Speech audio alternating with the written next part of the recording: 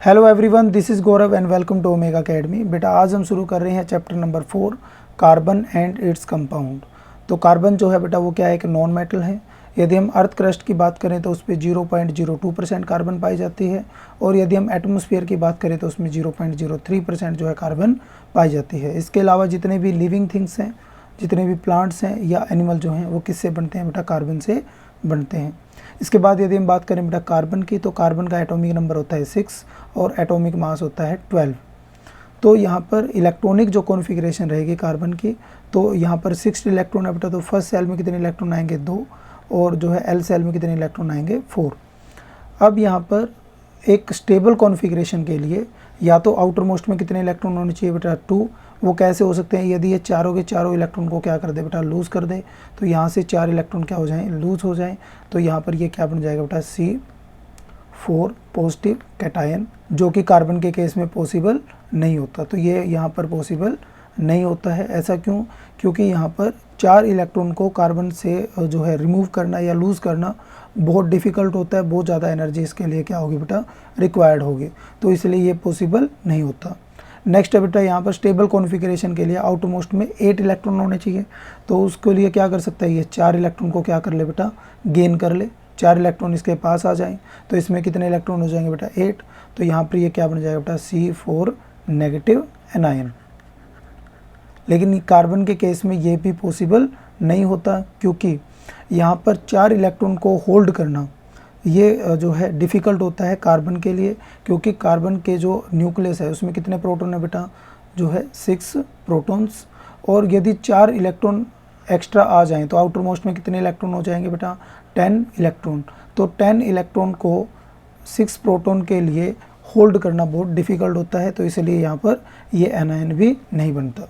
तो इन दोनों कंडीशन जो है यहाँ पर फुलफ़िल नहीं होती है। तो इसलिए जो कार्बन जो है वो एक अलग टाइप के बॉन्डिंग करता है, जिसको हम बोलते हैं कोवलेंट बॉन्ड। तो कार्बन जो है वो क्या करता है बेटा, यहाँ पर शेयरिंग ऑफ बॉन्ड करता है, या फिर कह सकते हो शेयरिंग ऑफ इलेक्ट्रॉन करता है। तो कार्बन के केस में क्या होगा बेटा, शेयरिंग ऑफ वैलेंस इलेक्ट्रॉन। तो यहाँ पर क्या करता है बेटा, ये शेयरिंग करता है किन की, वैलेंस इलेक्ट्रॉन्स की। तो यहाँ पे जो बॉन्ड बनते हैं बेटा किसके साथ, कार्बन के साथ, तो वो कैसे बनते हैं, बाय शेयरिंग ऑफ इलेक्ट्रॉन। इसके बाद है बेटा यहाँ पर जो बॉन्ड बनते हैं कार्बन के साथ, ये कैसा बॉन्ड होगा बेटा, कोवलेंट बॉन्ड। तो जो शेयरिंग से बॉन्ड बनते हैं उनको हम क्या बोलते हैं, कोवलेंट बॉन्ड। तो यहाँ पर 2 तरह की बॉन्डिंग होती है बेटा, एक बार इसको पढ़ लेते हैं, बॉन्डिंग। तो एक तो होती है हमारी बेटा आयनिक बॉन्डिंग, और दूसरी होती है कोवलेंट बॉन्डिंग। तो आयनिक बॉन्डिंग में क्या होता है बेटा, कंप्लीट ट्रांसफ़र ऑफ इलेक्ट्रॉन। जैसे हम बात करें सोडियम एंड क्लोरीन, तो सोडियम पे पॉजिटिव चार्ज है बेटा और क्लोरीन पे नेगेटिव चार्ज है। अब इस पे पॉजिटिव क्यों आया, क्योंकि इसने एक इलेक्ट्रॉन को क्या कर दिया बेटा, लूज़ कर दिया। और क्लोरीन पे नेगेटिव क्यों आया, क्योंकि इसने इलेक्ट्रॉन को गेन कर लिया। तो यहाँ पर इन दोनों से जो बॉन्ड बनेगा NaCl, तो इनके बीच में कैसी बॉन्डिंग होगी बेटा, आयनिक बॉन्डिंग होगी। और यदि हम बात करें बेटा कार्बन, जैसे CH4, तो यहाँ पर कार्बन के आउटर मोस्ट में कितने इलेक्ट्रॉन है बेटा, 4 इलेक्ट्रॉन। और यदि हाइड्रोजन की बात करें तो इसके आउटर मोस्ट में कितने इलेक्ट्रॉन है बेटा, 1 इलेक्ट्रॉन।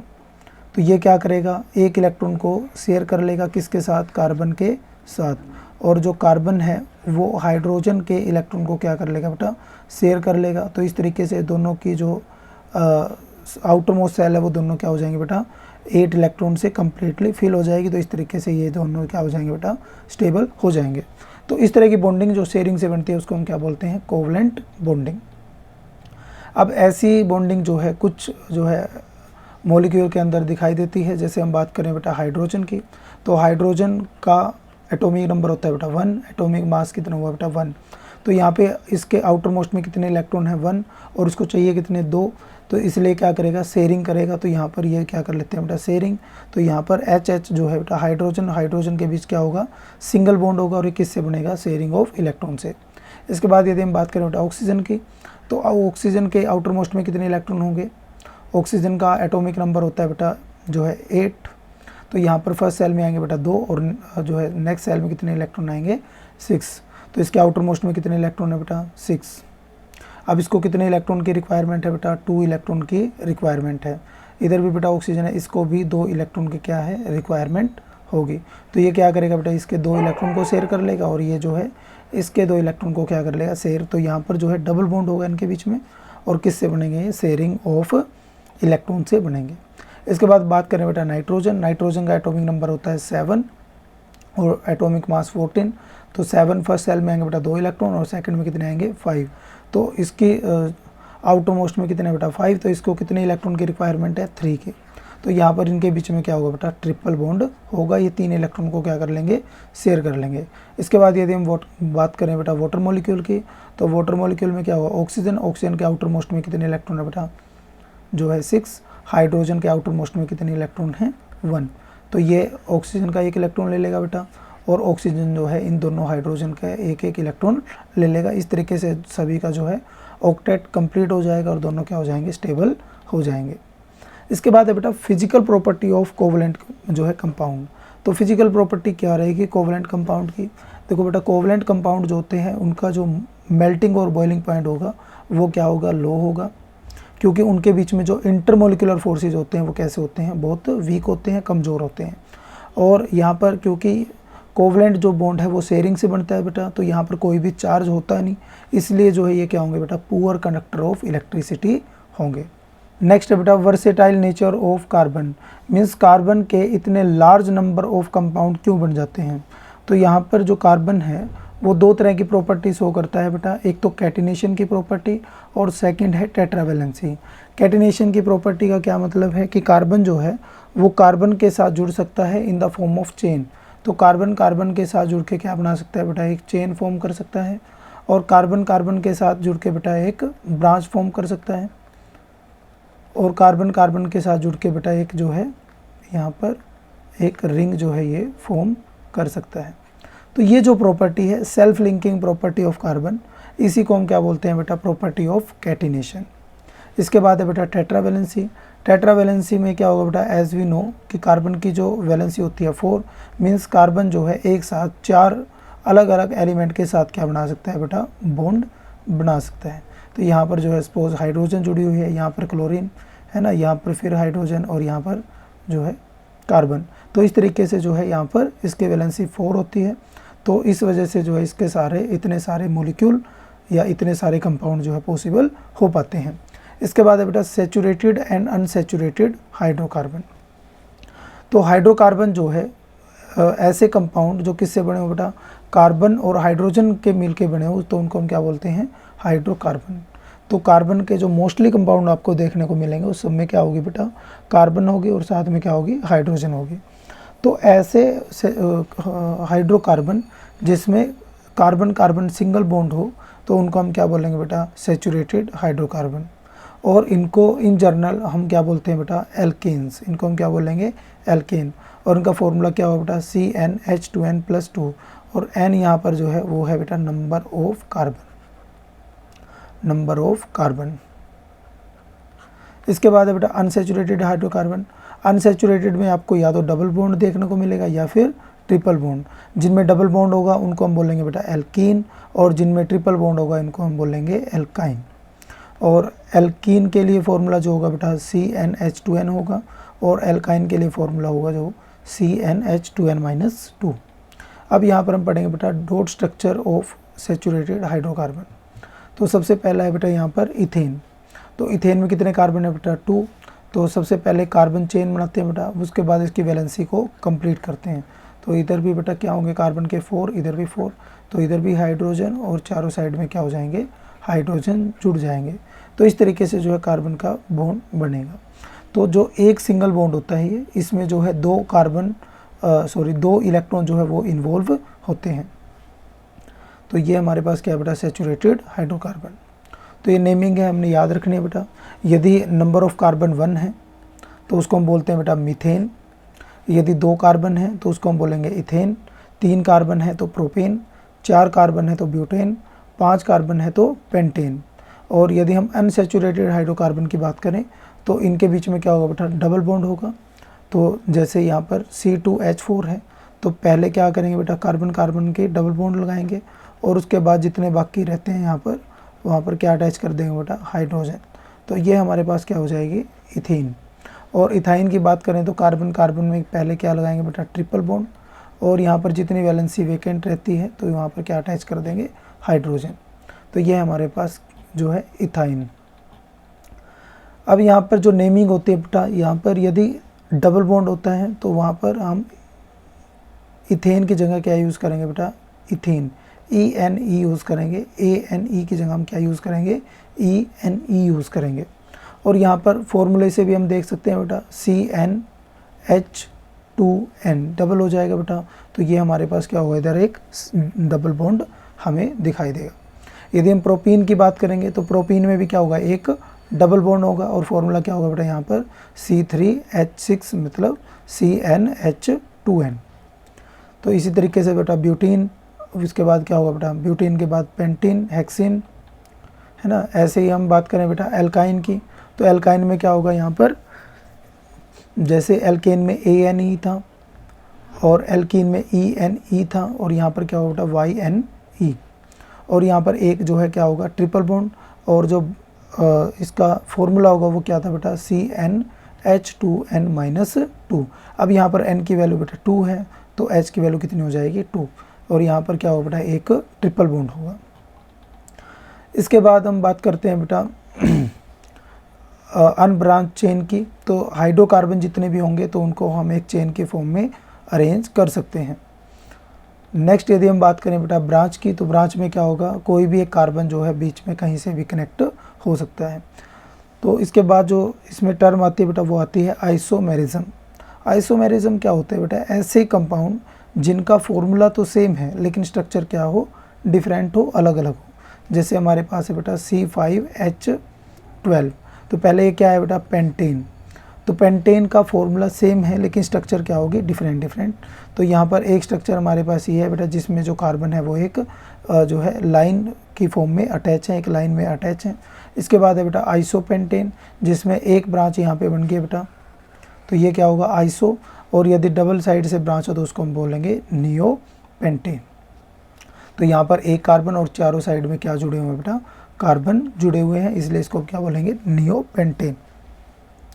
और इसके बारे में हम पढ़ चुके हैं बेटा स्ट्रक्चरल आइसोमर, जिसका स्ट्रक्चर क्या हो, डिफरेंट हो लेकिन फॉर्मूला क्या हो, सेम हो। इसके बाद है बेटा साइक्लिक।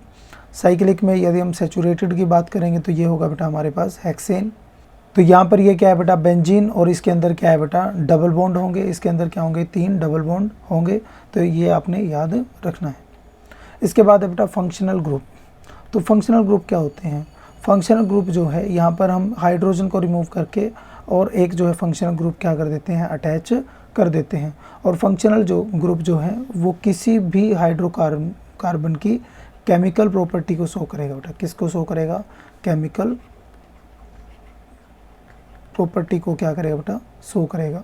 तो यहाँ पर यदि हम बात करें बेटा, ये हमारे होते हैं फंक्शनल ग्रुप, तो जिसमें हमारा क्लोरो, ब्रोमो, तो इनको हम बोलते हैं बेटा हेलो ग्रुप। एल्कोहल, एल्कोहल के में आपको क्या दिखाई देगा बेटा, लास्ट में OH, और इसके लिए जो हम सफिक्स यूज़ करेंगे बेटा वो होगा यहाँ पर OL। एल्डिहाइड, एल्डिहाइड में जो ग्रुप होगा बेटा CHO या फिर COH, ये जो है अटैच होगा बेटा। और इसमें जो फंक्शनल ग्रुप में जो हम फिक्स यूज़ करेंगे वो यूज़ करेंगे बेटा AL। कीटोन के केस में हमें जो है ये फंक्शनल ग्रुप मिलेगा C डबल बॉन्ड O, और इसके केस में हम लास्ट में जो यूज़ करते हैं ONE। इसके बाद है बेटा कार्बोक्सिलिक एसिड। कार्बोक्सिलिक एसिड के केस में हमें C डबल बॉन्ड OH, ये जो है ग्रुप हमें देखने को मिलेगा, और इसके लास्ट में ओइक एसिड हम जो है ऐड करेंगे। इसके बाद है बेटा एल्कीन ग्रुप। तो लास्ट में आपको एल्कीन तभी मिलेगा जब उसके बीच में क्या हो, डबल बॉन्ड, और एल्काइन तभी मिलेगा जब क्या हो, ट्रिपल बॉन्ड। तो इस तरीके से जो है हम यहाँ पर फंक्शनल ग्रुप को क्या करते हैं बेटा, अटैच करते हैं। इसके बाद है बेटा होमोलोगस सीरीज़। अब होमोलोगस सीरीज़ क्या होती है, ये एक सीरीज होती है जिसमें जो है एक कंसेक्यूटिव जो एलिमेंट होगा या कंसेक्यूटिव जो कंपाउंड होगा उसमें CH2 का क्या रहेगा बेटा, डिफरेंस रहेगा। या यदि हम एटॉमिक मास की बात करेंगे तो 14 यूनिट मास का क्या रहेगा, डिफरेंस रहेगा। यहाँ जो होमोलोगस सीरीज है उसकी केमिकल प्रॉपर्टी क्या रहेगी बेटा, सेम रहेगी, लेकिन उसकी जो है फिजिकल प्रॉपर्टी में क्या रहेगा, चेंज रहेगा। मीन्स वहाँ पर केमिकल प्रॉपर्टी को कौन डिसाइड करता है बेटा, उसका फंक्शनल ग्रुप।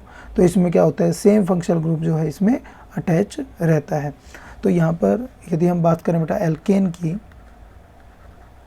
एंड एक हम ले लेते हैं एल्कीन, तो एल्केन का फर्स्ट जो मॉलिक्यूल होगा बेटा वो क्या होगा, CH4, सेकंड होगा बेटा C2H6, थर्ड क्या होगा बेटा C3H8। इसी तरह से एल्कीन की बात करें तो फर्स्ट क्या होगा बेटा यहाँ पर C2H4, C3H6, C4H8। तो यहाँ पर हम देखेंगे बेटा जो कंजेक्टिव एलिमेंट, जो कंजेक्टिव जो मॉलिक्यूल है उनके बीच में कितने का डिफरेंस है बेटा, CH2।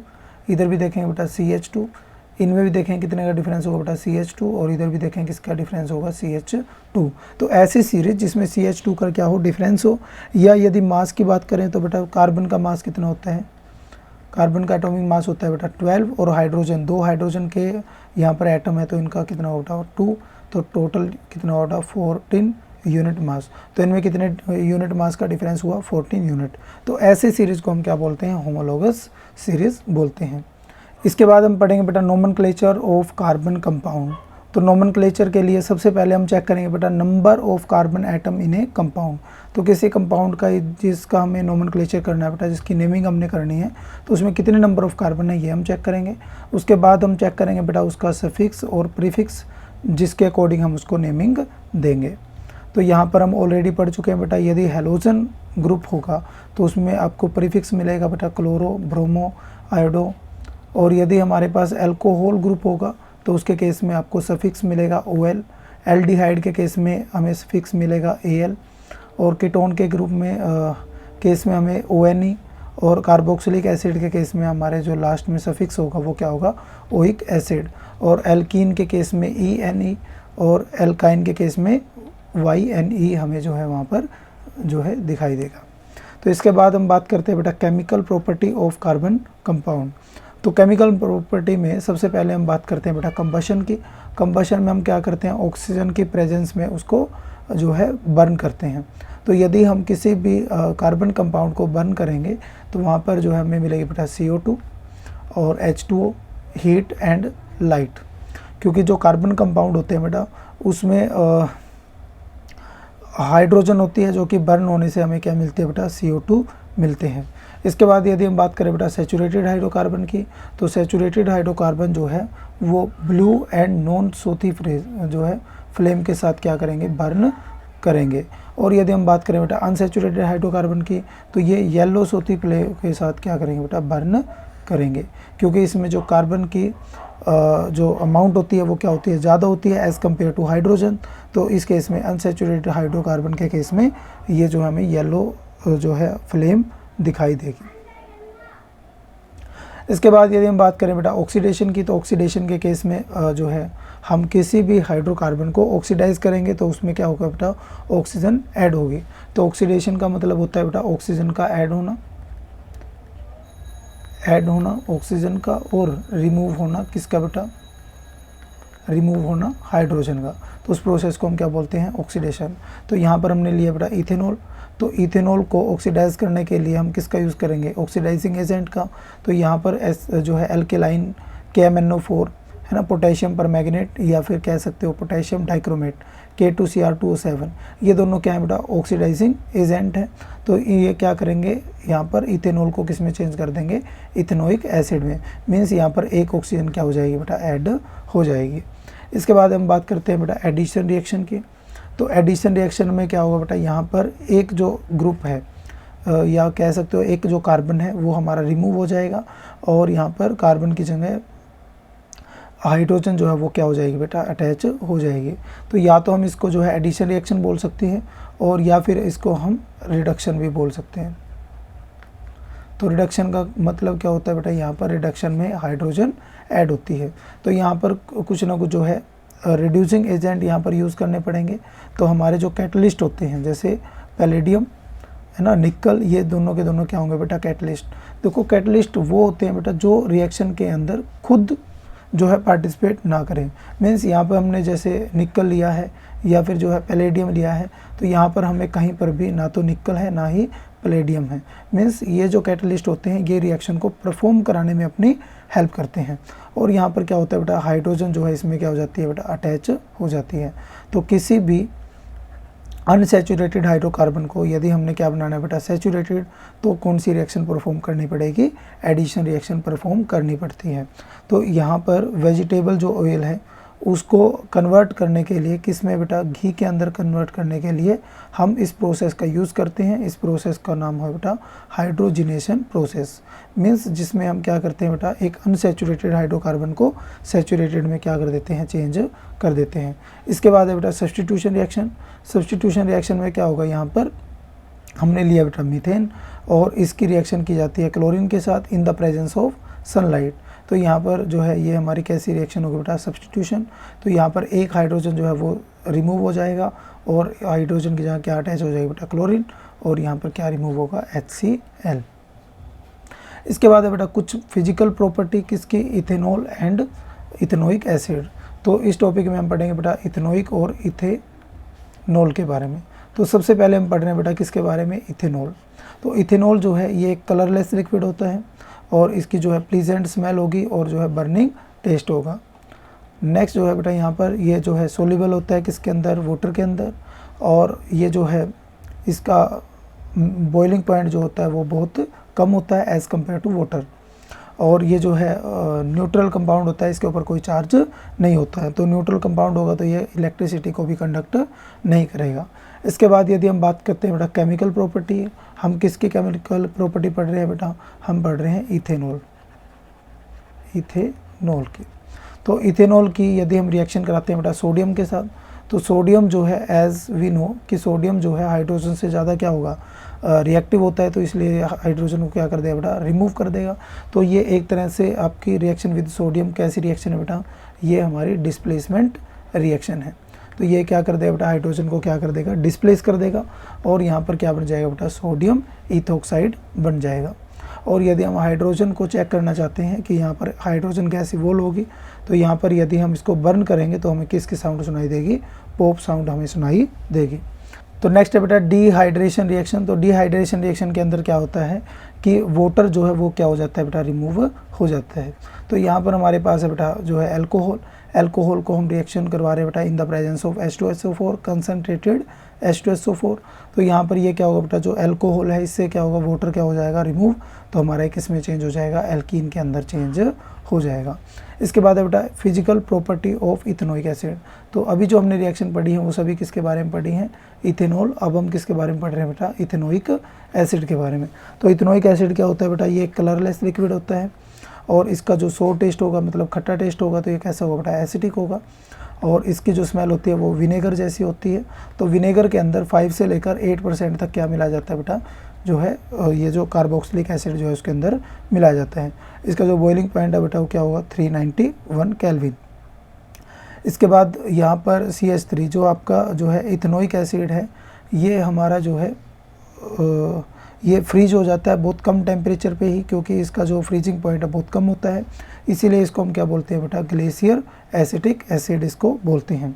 तो इसकी कुछ रिएक्शन है जो बहुत इंपॉर्टेंट है बेटा। तो पहली रिएक्शन जो है इसकी वो है एस्टिफिकेशन रिएक्शन। तो एस्टिफिकेशन रिएक्शन के अंदर हम क्या करते हैं, एक लेते हैं इथेनोइक एसिड और उसकी रिएक्शन कराते हैं बेटा किसके साथ, इथेनॉल के साथ। और ये रिएक्शन होती है बेटा किसके प्रेजेंस में, एसिड की प्रेजेंस में। तो यहाँ पर क्या होता है बेटा, इधर से जो है हाइड्रोजन रिमूव हो जाता है और इधर से जो है OH क्या हो जाता है बेटा, रिमूव हो जाता है। तो हमारे पास जो रिएक्शन होती है बेटा, यहाँ पर हमें क्या मिलता है, एस्टर।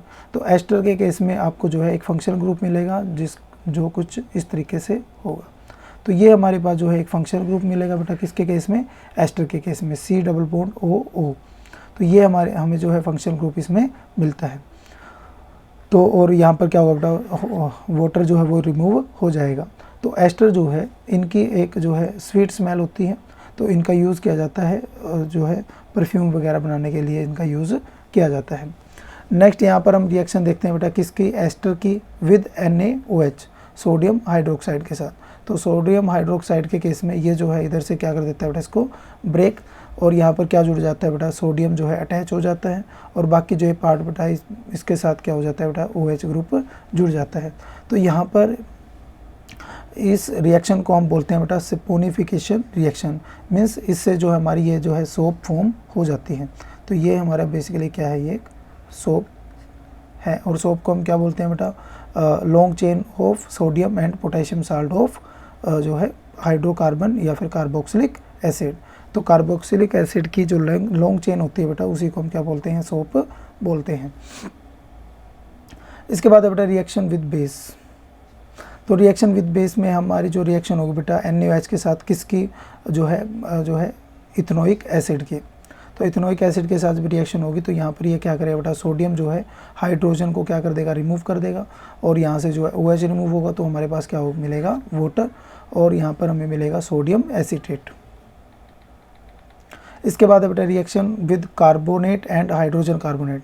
तो कार्बोनेटर और हाइड्रोजन कार्बोनेट के साथ रिएक्शन होती है तो एक तो हमें मिलता है बेटा सोडियम एसीटेट और उसके साथ हमें मिलती है H2O एंड CO2। इसके बाद है बेटा सोप एंड डिटर्जेंट। तो सोप एंड डिटर्जेंट क्या होती हैं, तो सबसे पहले हम बात करते हैं बेटा सोप। सोप क्या होती है, sodium and potassium salt of long chain carboxylic acid. तो लॉन्ग चेन कार्बोक्सिलिक एसिड के जो सोडियम और पोटेशियम साल्ट होते हैं उसी को हम क्या बोलते हैं बेटा, सोप बोलते हैं। जैसे हमारे पास ये फॉर्मूला है C17H35COONA। तो ये हमारे पास एक लॉन्ग चेन है बेटा, किसकी, कार्बोक्सिलिक एसिड की, और इसमें क्या अटैच है, सोडियम। सोडियम की जगह पोटेशियम भी अटैच हो सकता है। तो ऐसी चेन को हम क्या बोलते हैं बेटा, सोप बोलते हैं। और ये जो सोप होती है वो इफेक्टिव होती है किसके अंदर, सॉफ्ट वाटर के अंदर। इसके बाद हम बात करते हैं बेटा डिटर्जेंट। डिटर्जेंट क्या होती हैं, ammonium and sulphonated salt of long chain carboxylic acid. तो डिटर्जेंट जो होते हैं वो आपके hard water as well as soft water के अंदर क्या होते हैं बेटा, ये इफेक्टिव होते हैं। इसके बाद है बेटा सोप मॉलिक्यूल। तो सोप मॉलिक्यूल के अंदर ये जो लॉन्ग चेन है बेटा C17H35COONA। तो यहाँ पर देखिए इधर जो है एक कार्बन कंपाउंड है, इधर जो है हमारा एक सोडियम है। तो ये जो पार्ट होगा, क्योंकि ये जो है एंड जो है इसका ये कैसा होगा बेटा, ये वाटर के साथ जो है डिसॉल्व हो सकता है, मतलब ये क्या होगा बेटा, हाइड्रोफिलिक पार्ट होगा। और जो वाटर से दूर भागे, मतलब जो वाटर के साथ डिसॉल्व ना हो, इसको हम क्या बोलेंगे बेटा, हाइड्रोफोबिक पार्ट। फोबिक का मतलब होता है, फोबिया मतलब डर।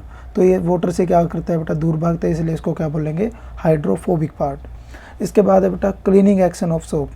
तो क्लीनिंग एक्शन में क्या होता है कि जो सोप है, सोप के दो पार्ट होंगे बेटा, एक तो हमारा होगा हाइड्रोफोबिक पार्ट और दूसरा जो होगा हमारा एक हाइड्रोफिलिक पार्ट।